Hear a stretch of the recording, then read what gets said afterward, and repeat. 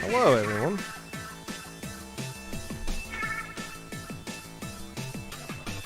How many people are going to get kicked because of the splash tag thing? Not that many, honestly. Owen's been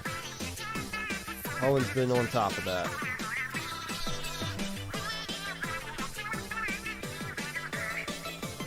Hello, Spoon. Saw you up there earlier. I'm a crab. JPEG. Me on my way to throw the Delta bracket.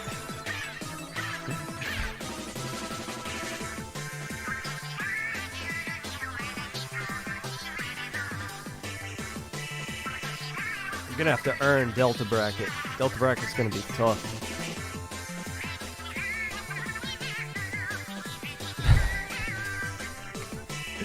Gonna go register without a hashtag.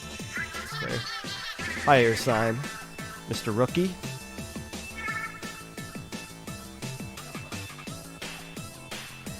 Gold ebb underscore exists.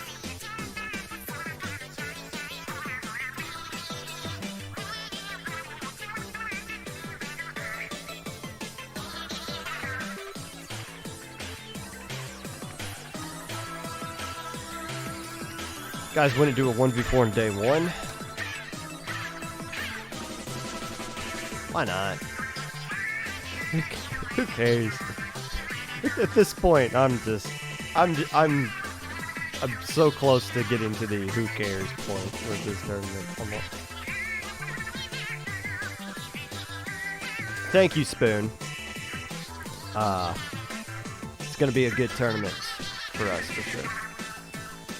And, thanks for sending us the well wishes.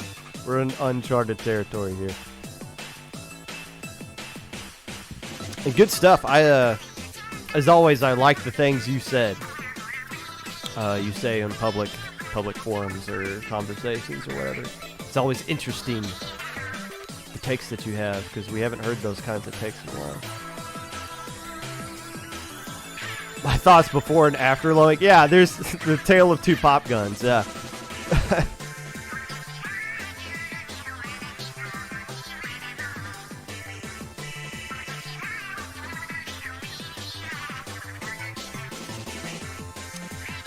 Yeah, sorry EU that this goes so late.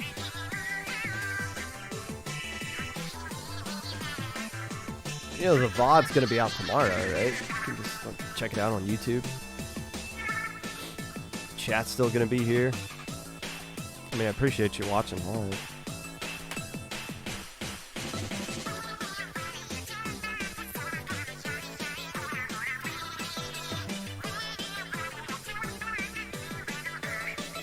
I guess I should close sub applications as well. Hey, Hohen, if you're in chat or JPEG, when we close registration, can you, all the people that don't have a color on the sheet, can you make them like blue?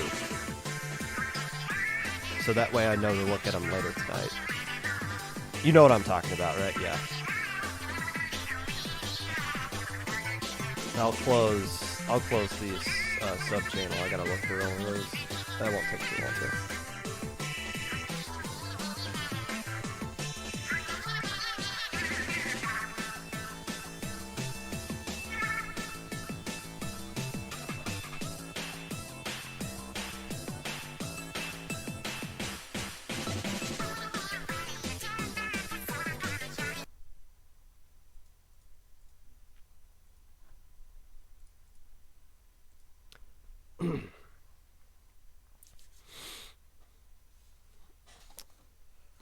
That's not the right stuff.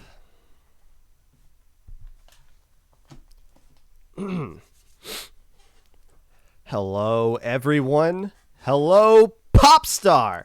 Oh, wait, that's not right. That doesn't even make any sense. Hold on. Hello, friends, and welcome back to the Popcast. Whenever you're listening to this, whether it be live or a VOD, Twitch or YouTube, or Spotify. While you're changing your Twitter profile picture to the yellow cat that has glasses on or something like that, I don't know. Still waiting for the Splatoon 3 servers to come back online. DMing me and JPEG, begging to be let back into Low Ink after your exemption request has been denied. Whatever it is that you're doing right now, appreciate you taking the time out of your day to listen to this. Unless I don't. Hey, myself, Spoon, and Chara were on the Negus Corner a few hours ago before this one, talking about what you would like to see in the competitive scene going forward as far as growing the scene in general. I'm assuming that will be out on YouTube at some point, but the VOD is still up on Twitch. I believe it's just Negus if you want to look on Twitch for that. Some good stuff. A lot of good points being brought up by people, myself included. But it was also a good learning experience for me, hearing some thoughts from some other people. Always like listening to Spoon talk. And Chara's a good conversation as well as Negus. So it was a good little chat. Make sure you check it out. There'll be some more. I'm sure they'll be up on YouTube at some point. Oh, the tournament is closed. If you wanted to sign up, tough cookies. You've had more than enough time to do it.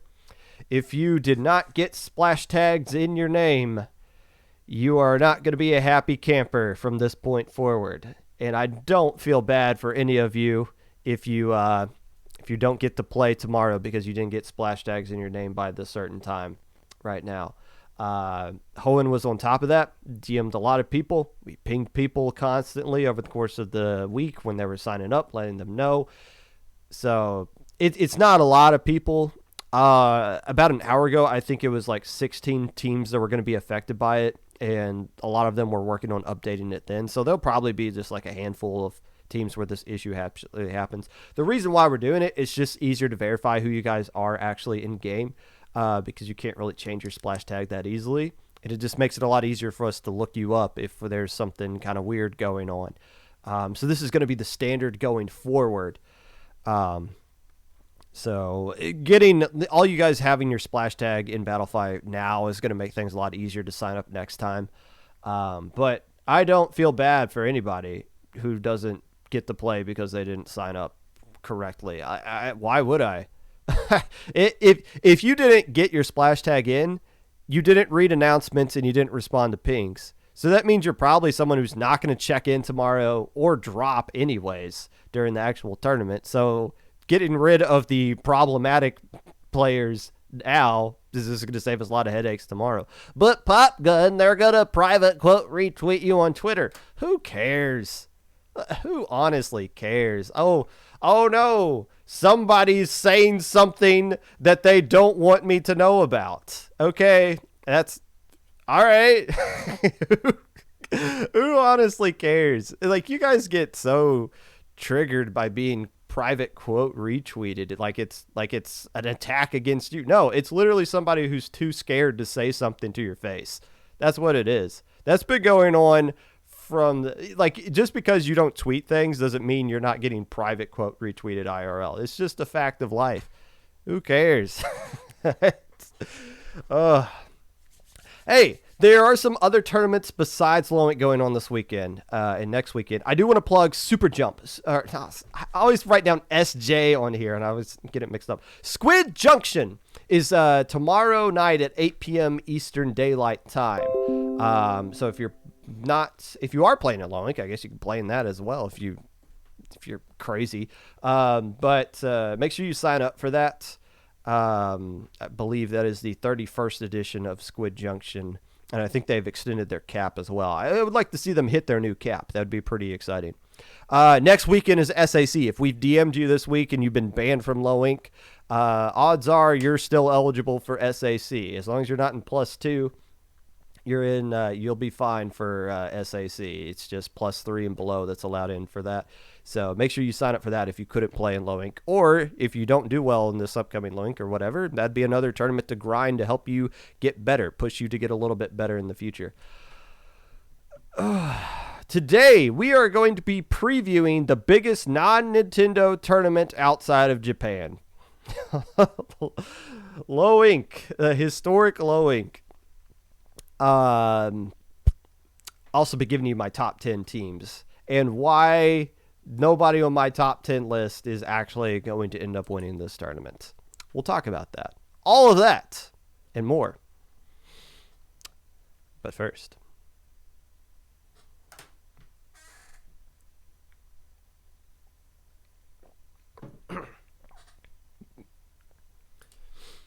the old record for most teams that signed up in a single low ink was January of 2021 with 137 teams.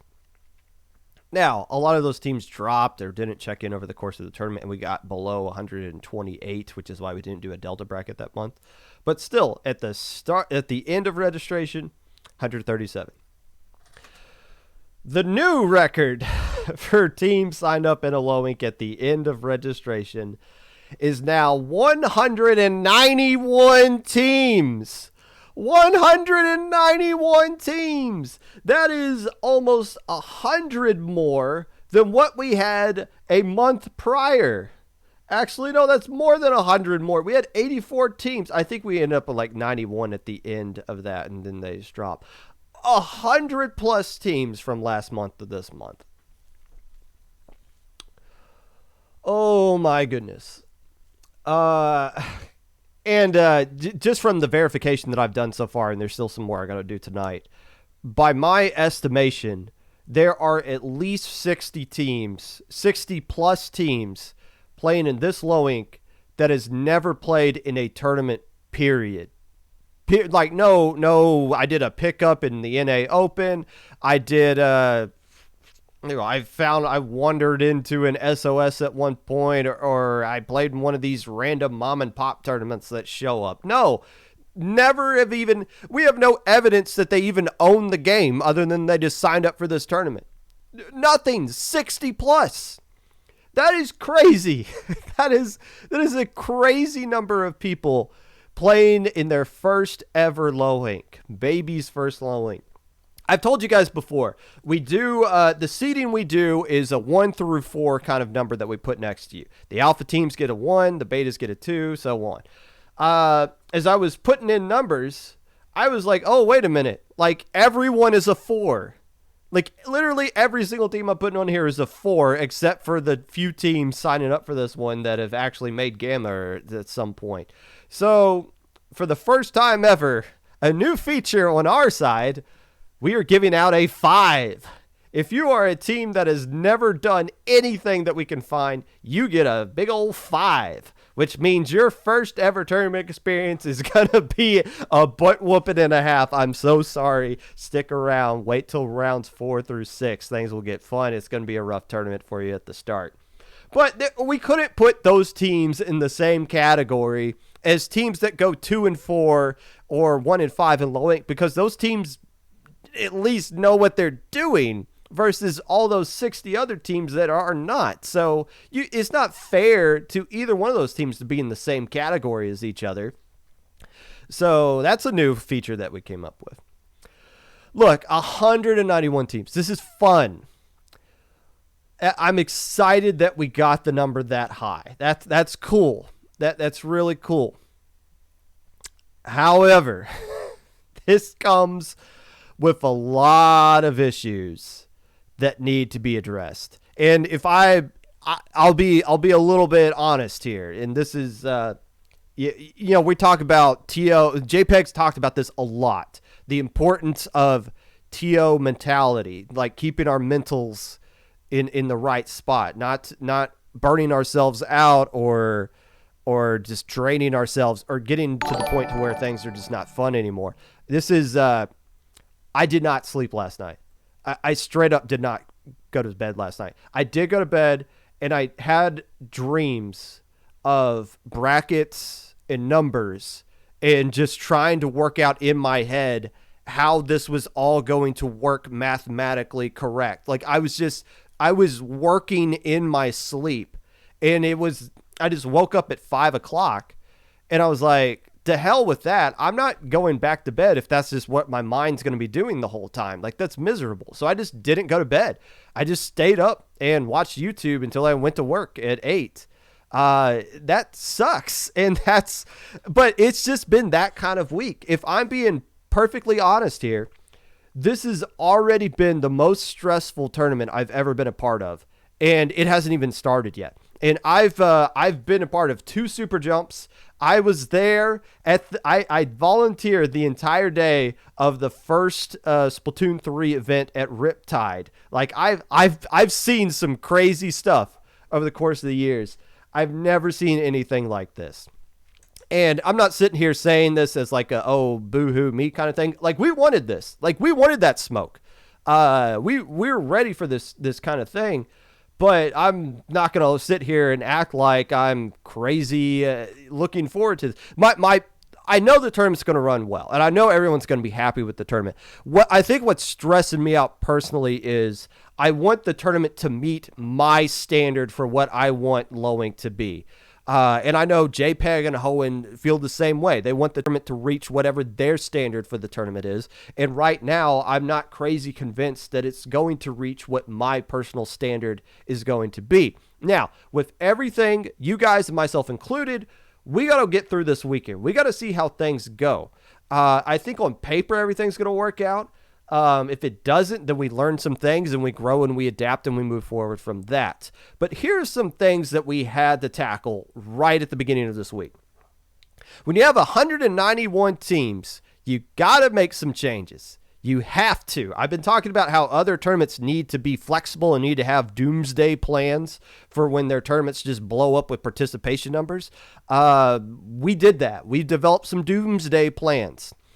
And here are the options that we can come up with here. First off, we could change absolutely nothing. Just do what we did last time in January of last year. 4 Swiss groups, top 4 move on to Alpha, next 4 Beta, next 4 Gamma. 12 teams from each group moves on to Sunday. Fair enough. The problem with that, in the January tournament that we did, a team went 5-1 and they missed Alpha bracket. Red Sun is the only team in Lowink history to miss Alpha bracket by losing just one singular game in Swiss stage. And I can't accept that. As somebody who plays in tournaments, I can't accept that. Yes, I've always said things like the only people who complain about tiebreakers are losers. No, not loser in the sense that you said you were going to go join the Navy. Instead, you're just smurfing and playing with other people from Japan to try to sneak back into tournaments. Not that kind of loser. No, loser in the sense that you lost too many games. If you go 4-2, I really don't care what you think of tiebreaker rules. I really don't. Just win your games, forehead. But if you go 5-1, you got a really good argument. You got a really good argument as to why you should still get a chance to play in that tournament. So changing nothing is off the table. I couldn't accept anything less of that because that was with 137 teams. With 191, you're going to get even more teams that finish in that 5th and 6th spot that are 5-1. They got to have an opportunity to play for top cut. They do. You got to do something. So the options are, well, let's make Alpha bracket bigger. So you go from 16 to 32 teams. Simple adjustment, right? A 16-team double elimination bracket. Let's just make it 32. Wrong. If you do that, here's what you do. You extend your tournaments by a lot. A lot of people will just think, oh, well, I'm just adding one extra round. No, you're not. You're adding an extra round to winners, an extra round to losers, and then another extra round in losers because the teams in losers bracket will have to play each other again to eliminate themselves to get down. So if you add just 16 more teams, you're not adding one extra round to your bracket. You're adding 3, possibly 4. I haven't looked at a double M bracket that deep, but you're adding more than just one round. You're adding a lot, and it extends the length of your tournament. So if we do that, Europe, those of you that are staying up super late to watch the stream right now, I appreciate you. But you shouldn't be playing a tournament at 8 o'clock at night, my time. That's what we're staring at with a 32-team double elimination bracket. We can't do that. The incident of March of 2021 happened because that team was in Europe and their parents said, go to bed. You're going to get way more incidents if you have a 32-team double elimination bracket in Lowing. We can't do that. So the 32-team double elim thing, scratch that off. That's the end of that. The other thing I pitched, I was like, this is a viable solution. Cap the tournament at 128 teams. As soon as we hit 128, the tournament's closed. We'll let in like another 10 or 20 or so, or something like that, to where you can sign up, and when a team drops, we'll put you in. But the hard cap at 128. Why 128? That way you could have just 2 Swiss groups, 64 teams each, and you keep everything the same. If we were to do that, we would have had to close registration on Tuesday. We'd have to close it on Tuesday, and nobody on staff was in favor of that, myself included, but it is a viable option. We didn't want to do it because putting a cap on a tournament like this that has a skill cap seemed to go against the spirit of what the point of the tournament was. So we never want to reach a point to where we have to cap this tournament. So the 128 thing, it's out the window. Now, another thing you do, instead of just doing Swiss, what if we just make all these teams play each other in a ladder? Yeah, it seems like a good idea on paper. You can just do 3 hours. Hey, the tournament's going to last exactly 3 hours. Play as many matches as you can. The top 16 alpha, beta, gamma, so on, so on.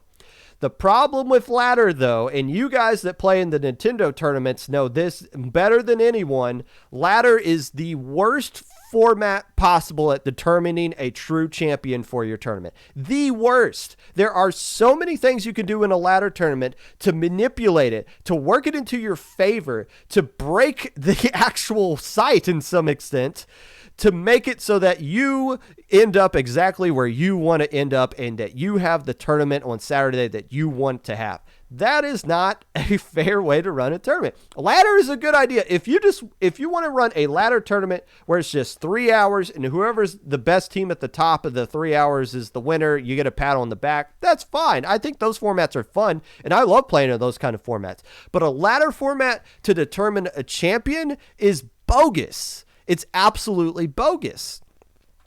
We can't do that. And it goes it goes against the spirit of what we're trying to do here at Low Inc., which is match you up with teams around your skill level at some point, which, yeah, ladder does that. But what if you just decide you don't want to check into the match and play the opponent you get fed, and oops, looks like alpha bracket team's playing alpha bracket team. Oh, look, neither one of them checked in. I guess they can just find a new opponent they can play. Oh, look, they got little Timmy. Now all of a sudden they're magically able to check in and play that match. How about that? And also the fact, okay, we won 5 games. We're 5-1 right now. Should we just stop playing? Or if we play one more match, will that help secure our spot in alpha bracket? You don't know. But then you'll queue up for one more, you'll lose it, you go down to 5-2, only to find out a team went 5-1 and made alpha bracket, and since you went 5-2, you fell down to beta. It's stupid. It doesn't work the way you want it to work in this kind of format. So ladder is off the table as well. The only solution that made any kind of sense in this was to, instead of just making alpha bracket 16 teams, let's take the alpha teams and the beta teams and let's put them into a group stage. So at the start of Sunday, you play we've got 8 groups of 4 teams, and you play each other. Top 2 teams from the group move on to a single elim alpha bracket. Bottom 2 teams move down to beta, single elim there as well. That's the only format that made sense. There's nothing else you can really do. And I feel like that's a fair format to go with.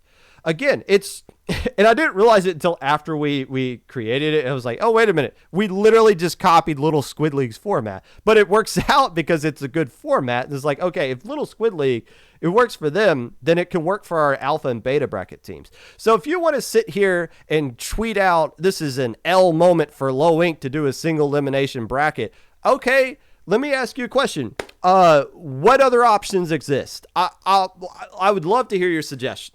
Let's hear it. Is there a better solution here?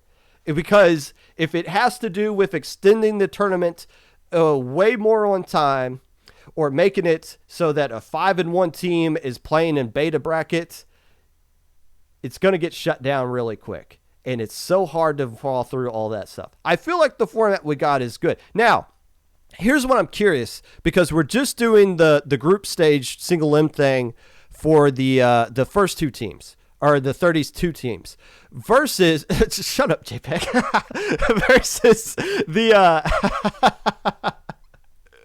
versus the the Gamma and Delta bracket, which are going to be double limb. It's going to be cool seeing those two go at the same time, because I'm convinced that on paper, the group stage is going to go a little bit quicker. I think Alpha and Beta should be done before Gamma and Delta. And if that happens, then that's good, because I am all for things that ends the tournament quicker in a fair way.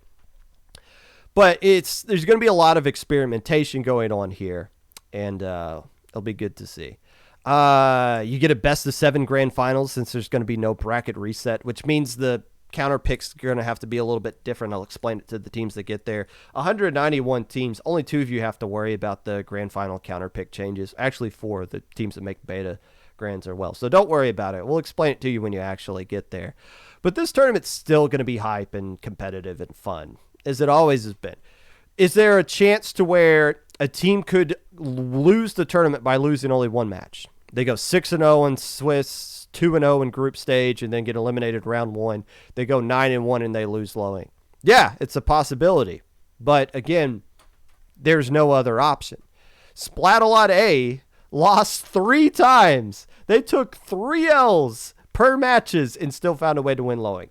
In theory, you can still do that here as well. You could lose twice in the beginning stage, in Swiss stage. You can lose once in the group stage, and then just catch fire and dominate Alpha bracket. So you could still win Low Inc by losing 3 times, but it also sucks that you can lose Low Inc by losing 1 time.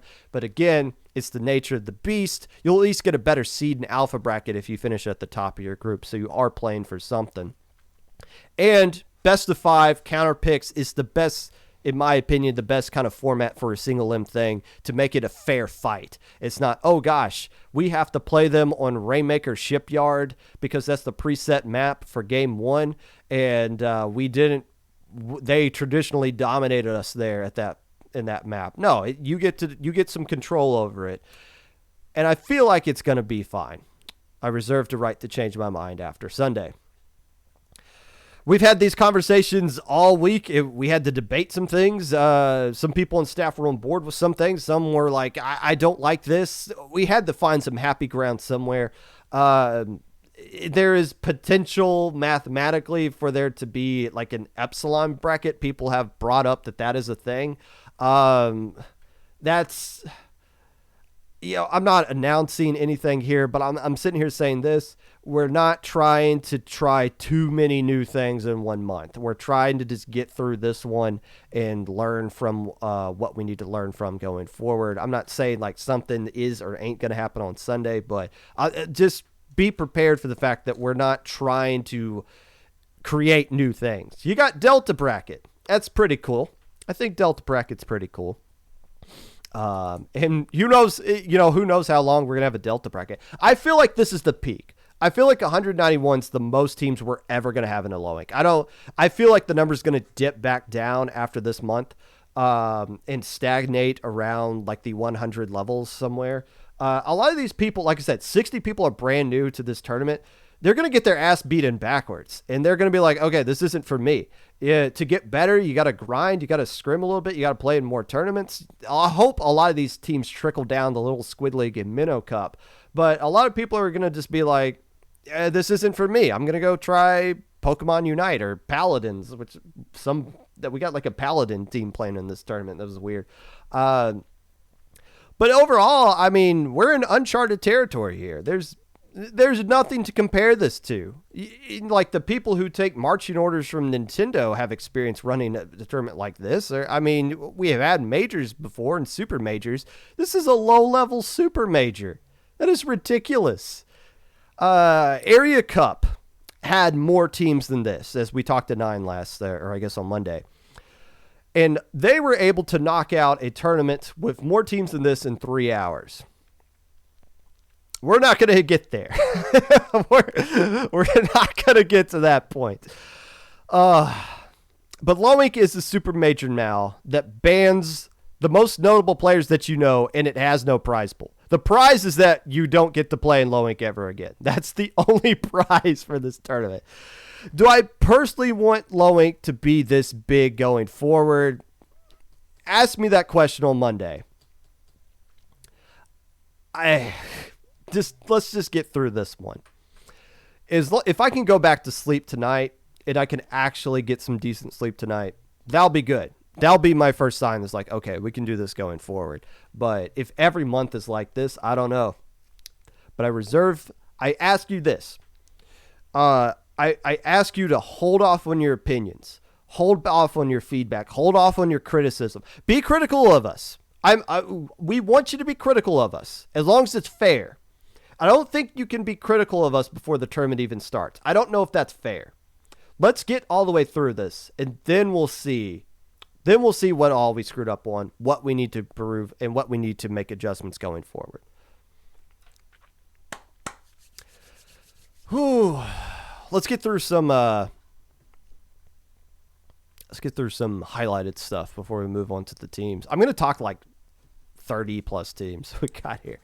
What was more stressful, the low ink or Ludi seating? This one for sure. That might be prisoner of the moment kind of thing. The first time I did Ludi seating, that was stressful. The second time I developed a routine and I knew I knew how to get through it. So it wasn't that bad. And I feel like, okay, now that I know what to expect with a tournament this size, at least the week leading up to it, it won't be so bad as well. But yeah, that first time I did Ludi seating, it's funny you remember that, Epic Pikachu. But the second time I was on Ludi, it wasn't that bad, just because I knew what I was doing. We're not doing waterfall format. I don't want to look into it, but can you even do that on Battlefy? I don't know if that's something you can even pull off. I said that as a joke because of how many signups there were. I forget what you're even referencing about that, but hey, jokes are cool. Who was that person who called me out saying that I was a splat tuber that was trying to gatekeep low ink? Like, what? Like, what in the world?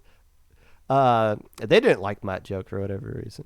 Is there a reason why beta is single rim rather than double limb? I can see why alpha is single limb because it's stream, but shouldn't beta be faster? No, it's the same exact thing. Because they have to play the group stage on Saturday. If you play a group stage and then a double limb after that, the tournament's going to last forever. So no, that beta and alpha are the same. They start off the day in group stage of 32.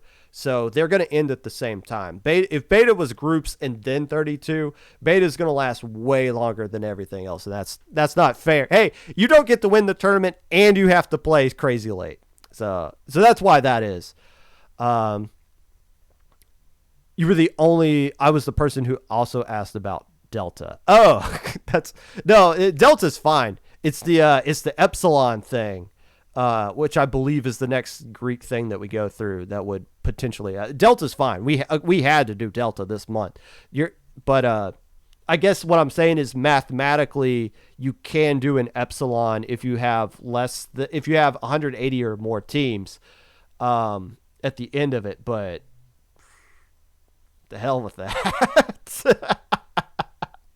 Just make Delta bracket or watch the stream at this point. I mean, if you want to call us lazy, go ahead. I mean, I'm not saying anybody has, but I don't know. And asked about Epsilon as a joke, and you responded, yeah, yes, yeah, okay, that's who you were. Okay, yeah.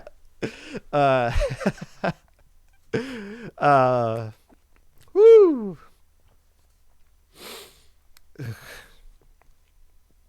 My goodness, 191. What are some teams that make up this 191 thing? First off, let's go through the list of teams that most of you probably know. Let's start off with the Wiggly Phantoms. What? The Wiggly Phantoms? Of course, we can't have a historic low ink without mentioning the Wiggly Phantoms in some form or fashion. They're back for this tournament.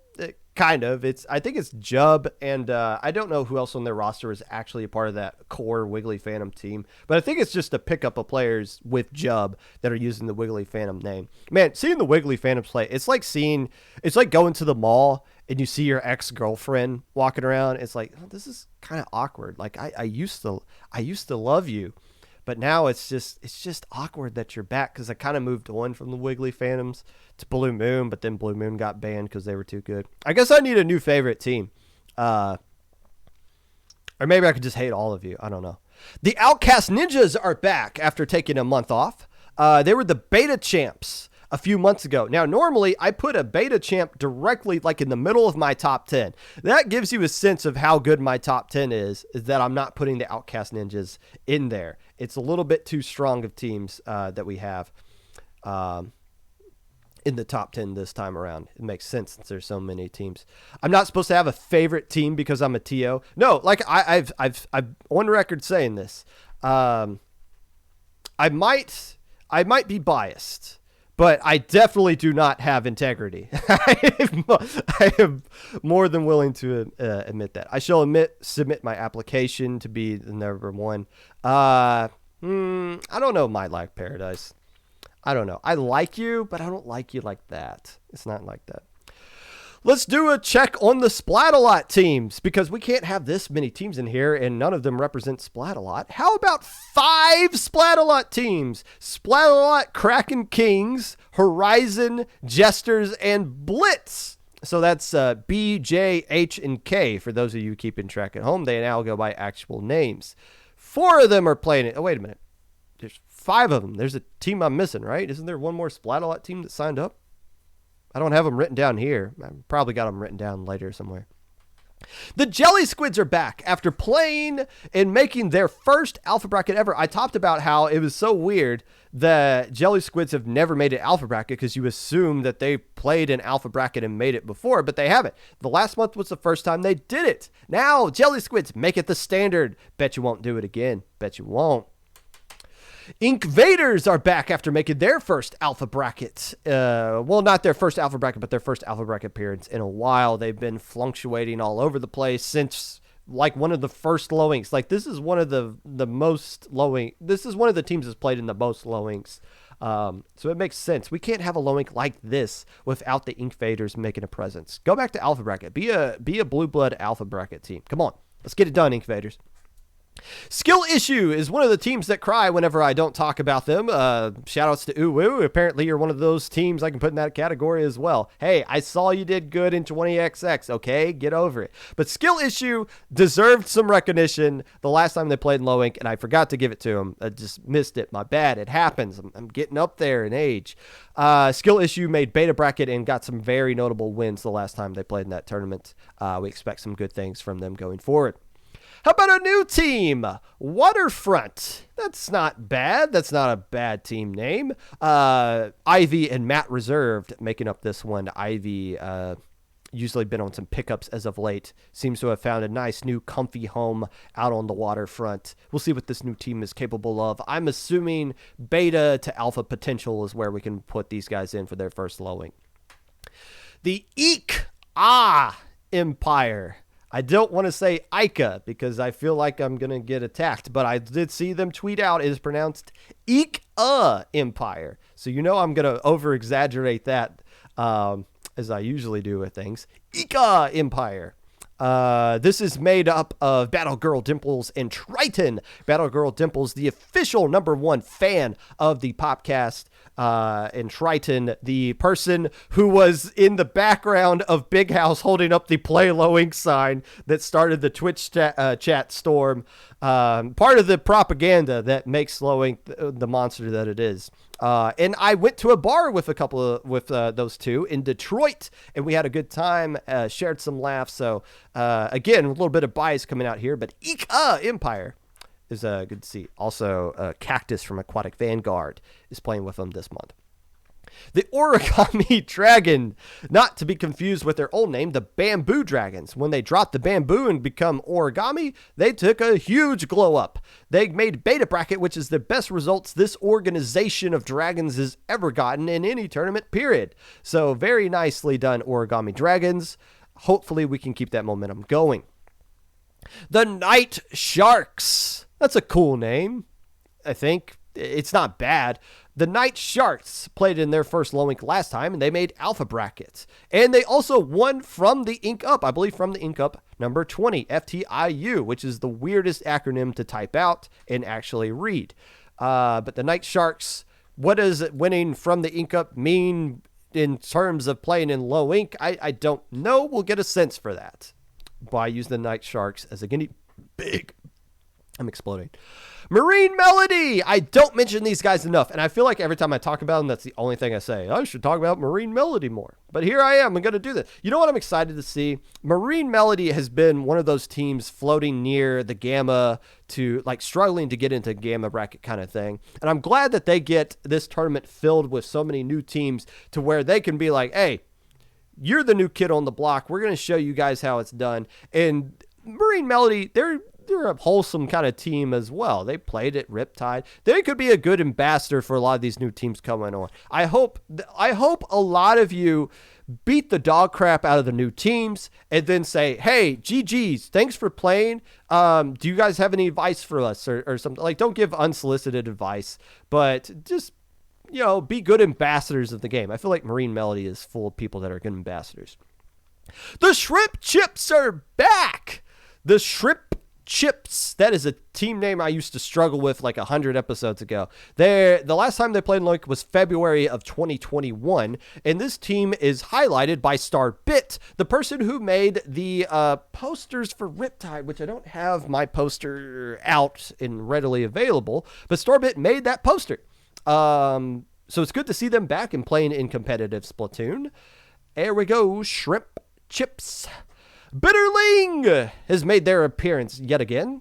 Falco being the headline for this team, but not to be confused with the rest of the players for Bitterling that were at Riptide as well. Now, how does Falco play and commentate at the same time? I don't know, but it's going to come down to Luna, Blue, Hose OK, and Nino to pick up the slack there in the absence of that. And last, but certainly not least of the teams that you might actually know, how about Puzzles and Dragons? Two things that clearly go together. This is the air sign pickup of the month, along with Sican, Templar, and Asa. I'm 90% sure I mispronounced that. But this is the typical air sign pickup of the month. I expect them to be in the top 32 groups. Because that is the where we usually see players of this caliber end up.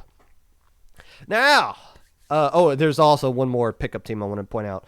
Old People. This is basically a up the ante pickup who disbanded recently. I believe Garrett and Toes highlighting this team. Old People? Look, I don't know the exact ages of the people in that team, but what are you trying to get at there? And what exactly is old to you, huh? Are you saying you're old? I'm not sitting here trying to complain about me being old because I'm not, unless I just did like 10 minutes ago. I think I did, but still, what are you trying to get at with that pickup name, huh? I see you. I mean, you're not like Spoon playing in a team with what was the name of their team in 20XX? Like Old Bones or something like that. Oh man. I'll tell you this. I am not, when I leave Destiny Troops, I'm done. I'm not joining a retirement team with Day Old Sushi or Old Bones or anything. When I leave the teenagers that carry me in Destiny Troops, I'm done. I'm done with this game. Let's take a look at some new teams that have signed up, and I don't really have much to say about them other than a couple of these teams right here. So first off, the College Cephalopod Association is a massive deal right now. They have over 60 teams from college. I don't know if they're all from 60 different colleges, but 60 college teams playing in their tournaments, their season, this season. And a couple of them have wandered their way into Low Inc. How about Team Jacques?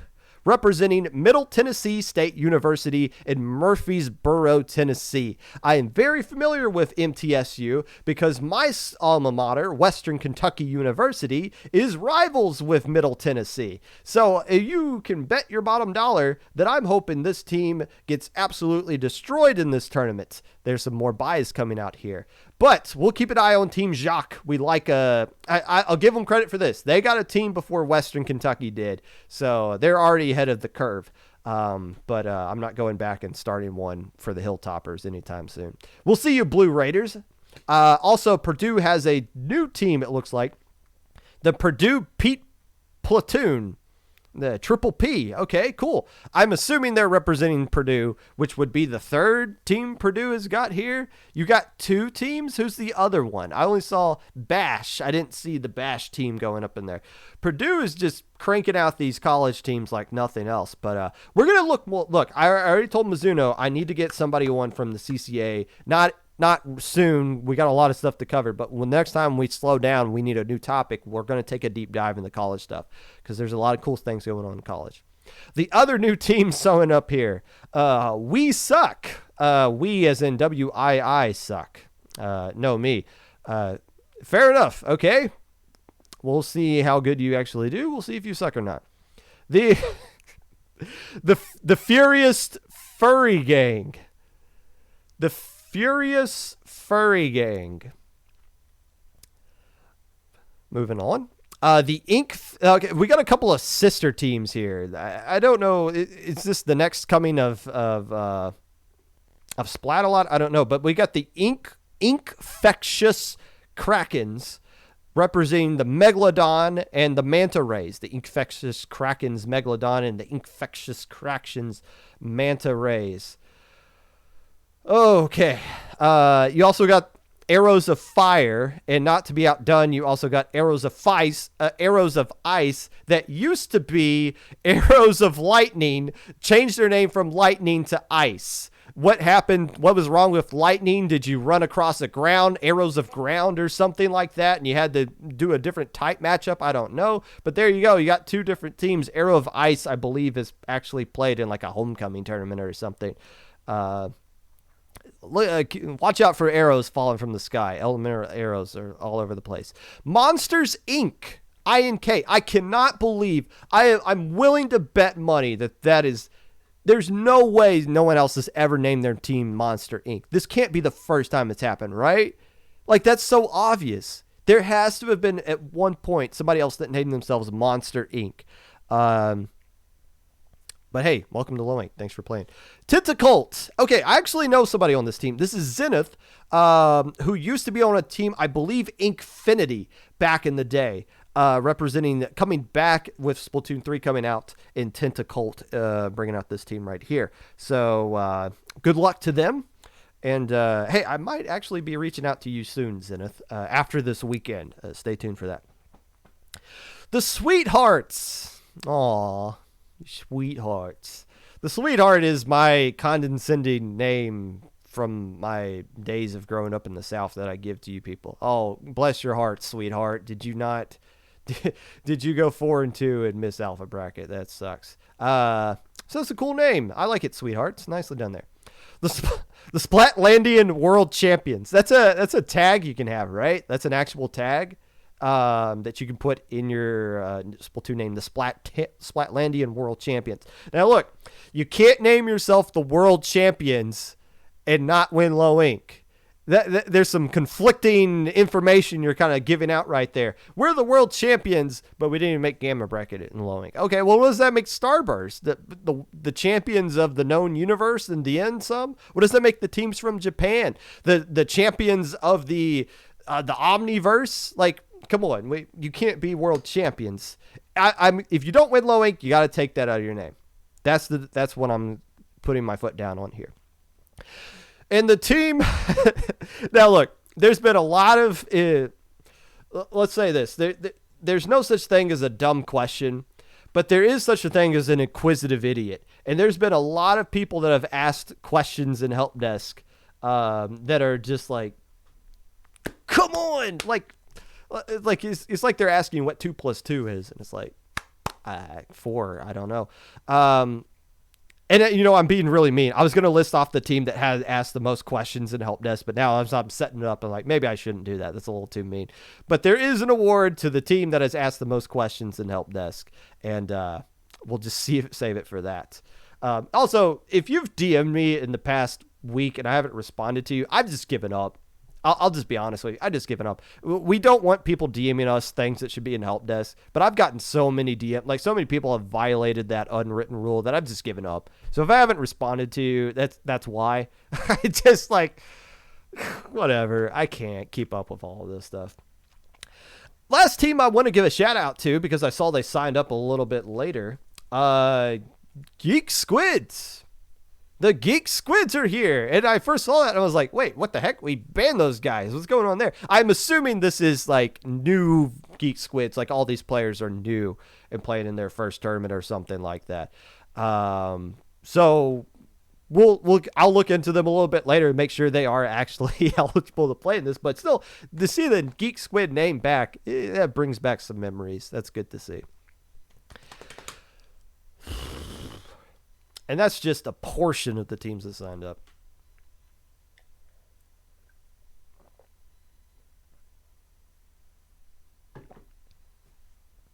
Ugh. Now, the moment Europe is actually staying up for. And I think I actually lost this sheet of paper that I was using. So bear with me here. Where the heck did I put that?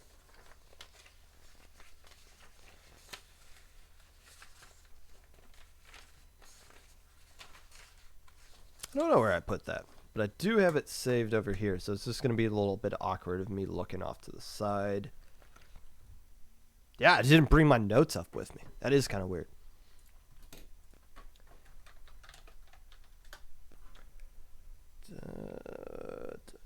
A little bit of disclaimer before I read off my top 10 here.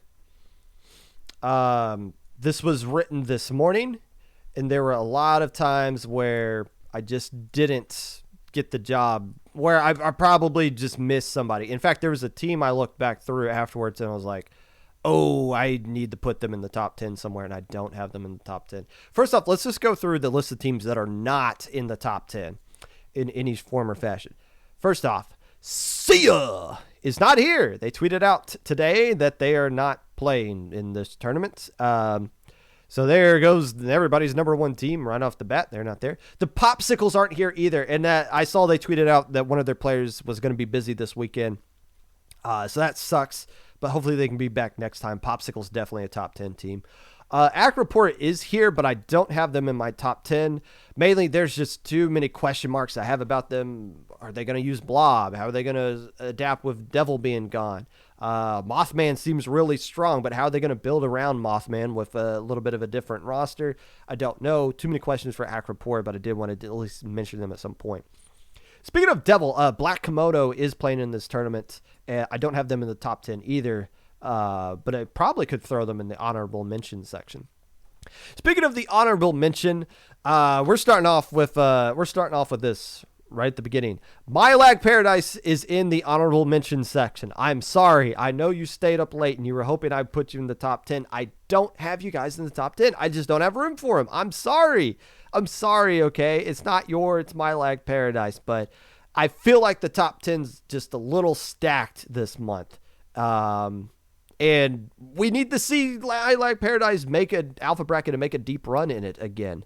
I feel like we haven't seen that in a while. So sorry. OK Wimmers in the honorable mention. Hey, they made alpha bracket for the first time in a long time last month. Cool. Do it again. OK Wimmer. Surf and Turf made alpha bracket again. They're in the honorable mention section. They did decently well in alpha bracket again. My problem is I don't trust them to be at the same spot that they're at. This is a great opportunity for them to make some noise again this month. And if they do, I'll find ways to put them in the top 10 if we can, knowing that there's Sia and Popsicles and a bunch of other strong teams probably coming back next month. But Surf and Turf's going to find a way to get there. The official, no, not the official number 11 team. Eternal Frost is in my honorable section mention.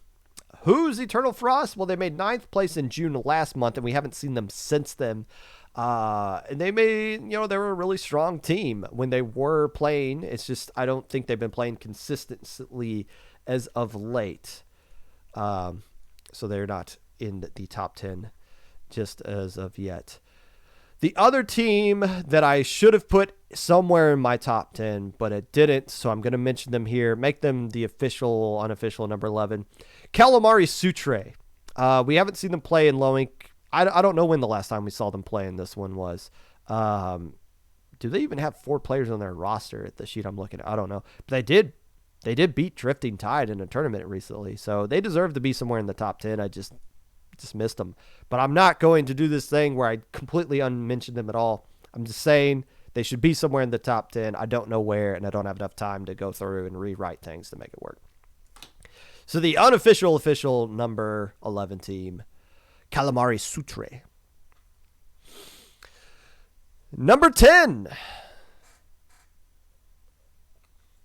I'm going to start off with a dark horse here. Give me hashtag Lappy Sweep. Lappy got the low ink kiss of death this weekend. The dreaded DM from me saying, hey, you're too good for this tournament. And fair enough, they racked up plenty of results and pickups as of late. But the team that they're going to be playing with marches on still. Twig, Jaden, 57747, and their new player, Lucy, making their competitive debut and starting off with their first low ink in my top 10. Is that fair? Probably not. But when you're looking for teams to slip through the cracks and steal the tournament, this is the pick to do it. Number 10, hashtag Lappy Sweep. Number 9, Alliance of the Dam might not be as cool of a name as they had back in August when they were known as Midnight Chaos, where they made alpha brackets. But they're still showing signs of improvement with the new name, and they decided to stick with the same name 2 months in a row, so that must mean they found something they like. Alpha Losers Round 1 exit in August gets upgraded to a Losers Round 2 exit in September. This is good enough to make top 10 status in this tourney like this, and I fully expect them to make the round of 32. But making alpha bracket will be difficult considering they have to play other alpha bracket caliber teams, especially on Sunday. They don't really do well against other alpha bracket teams, for being honest here. Making it out of groups into alpha with a single elimination bracket doesn't seem like it's built for Alliance of the Dam to be successful, but as long as they have continued improvement like they've shown, not just over the last couple of months, but the last 3 months they've been playing, this is a squad that is on the right track and deserves a spot here in the top 10. Number 8.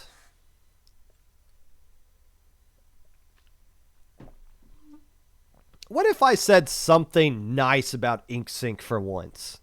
They're a fun group to be around at LANs. They've played together probably longer than anybody here outside of Inkvaders and Clownfish. They make alpha bracket every time they sign up, though. That's the most important thing. And they did make top 4 of that 1 month, several months ago, earlier this year. My question is this, though. What does Gigas do now?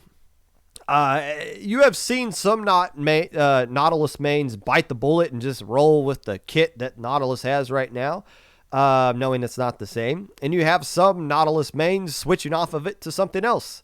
Ink Sync as a whole, their Splatoon 3 comp leaves a lot of question marks. Does Jimmy go back to Charger now? We've seen a lot of people go back to Charger that have abandoned it in the past. Do we see Jimmy go back now? Regardless, until they fail to make an alpha bracket, I'm always going to keep them in the top 10 because they're always one of those teams that just floats around and eventually has a heck of a month where they do finish top 4. Number 8's a pretty fair spot for Ink Sync, I'd say, this time around. Number 7. A few months ago, during my low ink preview, I listed off a few teams that were going to become the next class of alpha bracket regulars. Intimidation Factor was one of those teams that I mentioned, and like many of my predictions, I was right. They finished tied for 5th in alpha bracket with wins against OK Woomer, Alliance of the Dam, and Surf and Turf. Now, I ask this question of every team that's in Intimidation Factor's position that they found themselves in. Is last month's result a one-off thing, or is this the new standard? Now, different format, it's hard to determine is this an improvement or not over the last month. But Intimidation Factor, I told you guys these are the next, that their time was coming. They showed it last month. I think they'll continue to show it this month as well. Number 6. I cannot believe I got these guys on this list and that I got them this high on number 6. but the Splat-A-Lot imbeciles deserve to be here. In all honesty, they're flirting with the band with the results they got recently. Sub power-up, all-star squad, duck and cover, all impressive wins for the team that made their first Alpha Bracket appearance last month. They're already ahead of where they were with where Splat-A-Lot A was before they caught fire and made their Cinderella run winning low inks a few months ago. But there is reason to believe that they are capable of winning this tournament. However, I feel like there are more experienced teams that deserve to be ahead of them, and Splat-A-Lot A had the benefit of not having to be compared to anybody. They were the original. As long as they have that Splat-A-Lot tag, they will always be in that shadow. They'll always be seen as little brother. But this is a great weekend for them to make a statement and make a name for themselves. As a little brother myself, I'm going to be rooting for that. For the team that has the best name of all the Splat-A-Lot teams, Splat-A-Lot Imbeciles at number 6. Number 5. The good news for the Elegant Crusaders, Elegant Remix. The last time they played in low ink, they got 3rd place in Alpha Bracket just 2 months ago. Not too shabby. The bad news, most of the players that were on that team are now banned from low ink. TNT won last month with Hermit. Zenith is gone, so it's obvious why this team is now called Elegant Remix instead of Elegant Crusaders. However, Mertz was an absolute stud in August, even though that was Splatoon 2, and we haven't seen this team roll into Splatoon 3 yet. They have tasted success in this tournament, and that goes a long way when you have so many teams that haven't done that. Top 5 material for sure until proven otherwise. Number 4. Ink in the System made a statement in August, going 6-0 in their Swiss group, tied for 7th overall after going 2-2 in their first Alpha Bracket appearance. A nice glow up for a team that grinded their way out of the basement of low ink standings when they first played over a year ago. It's just a feel-good story seeing a team grow their way through low ink, the same way that Ink in the System did. Now, for the first time ever, there are expectations. Making Alpha Bracket isn't just an exciting thing anymore. Oh my God, we made Alpha Bracket. I remember when we were 0-6. Now anything short of Alpha Bracket is going to feel like a failure.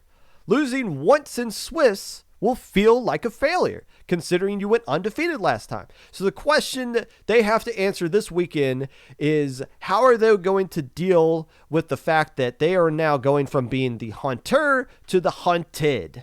But they already shown that they're more than capable of beating anybody here. Number 3.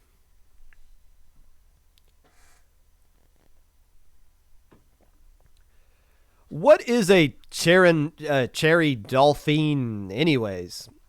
I know what a cherry dolphin is. It's a candy. It's like a Swedish fish.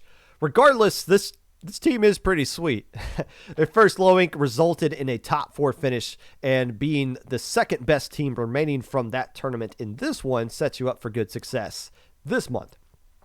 However, they did lose a player to the new DSB Div 1 rankings that came out this month, and it's not really known how much they were relying on that player or how much they were building around that player. It doesn't really change the fact that this team as a whole is still really good. Probably flew underneath the radar last month, will be on everybody's radar now, so let's see if they can make podium this time around. Number 2. Myopsidus has nothing left to prove. The rebuild is long over, and they are back at the top. 5th place in June and August, 3rd place last month. This is it. Just go win the damn tournament already. Like, there's nothing else for you to prove or accomplish. They're the best remaining team from last month, and you've proven to be a consistent team in 3 state tournaments now. Nobody else can say that. Nobody has more low ink experience at this level in this tournament than Myopsidus. And since they got a full roster, nobody has more roster depth either. It's time, Myopsidus. Go win the damn tournament already. However, they are not the number 1 team. The team I am predicting to win the tournament, even though they're not going to. Number 1. While my Opsitus has more low-ink alpha bracket experience than anyone in this tournament, I don't think anyone has more skill than Drifting Tide. Machine Go Burr, E-Leader doesn't need to be buffed like that one team that signed up with their name. Buff E-Leader said, shut up.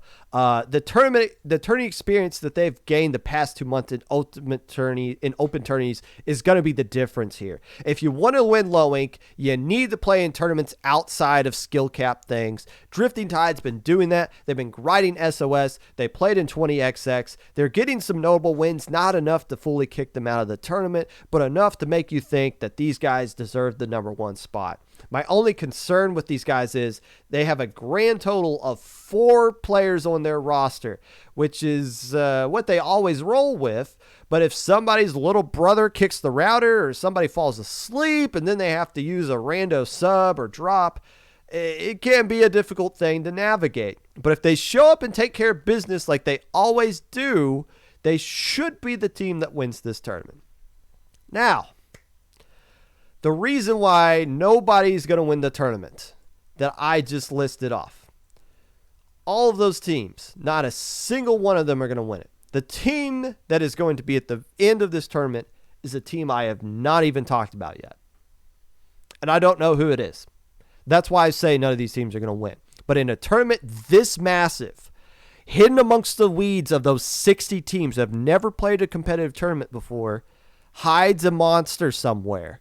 And that is not only going to just win this tournament, they're going to dominate it.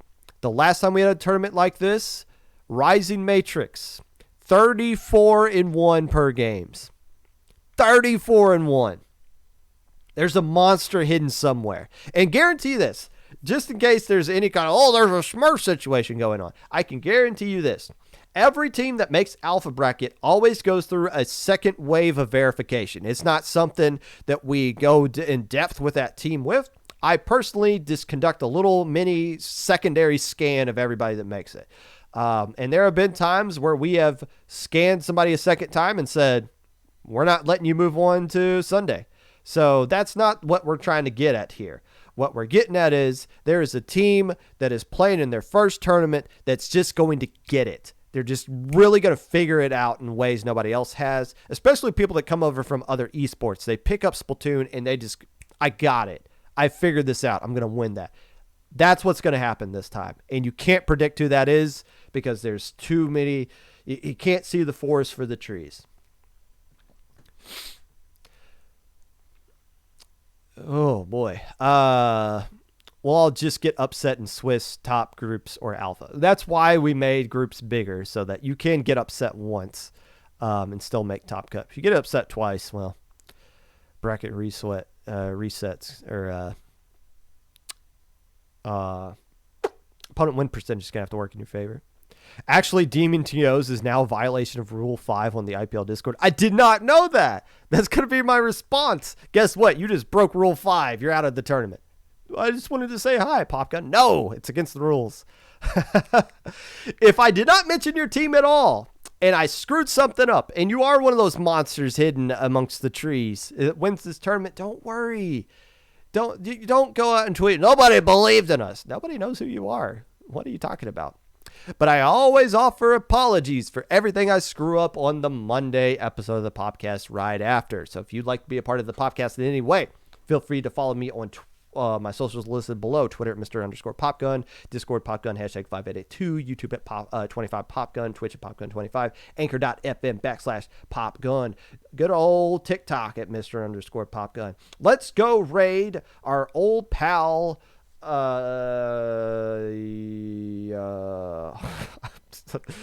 saw someone stream. I can't believe that jackass gets that many viewers. This community sucks. Let's go raid the Barry. Hey, pay attention to announcements. Good luck this weekend, and we will see you guys on stream starting tomorrow. It's going to be a fun tournament.